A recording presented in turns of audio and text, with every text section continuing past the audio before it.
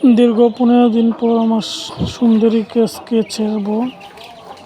আপনারা বিগত ভিডিও দেখেছিলেন আমার সুন্দরীটি বাচ্চা ফুটেছে আজকে 15 দিন।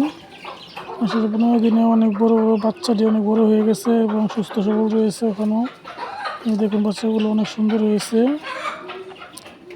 তো আমার সুন্দরীকে আমি ছেড়ে রাখি না, আটকে রাখি, কারণ ছেড়ে রাখলে সুন্দর হয় না এবং বিড়ালে বা চিলে নিয়ে যেতে পারে, সে কারণে সুন্দরীকে আটকে রাখি।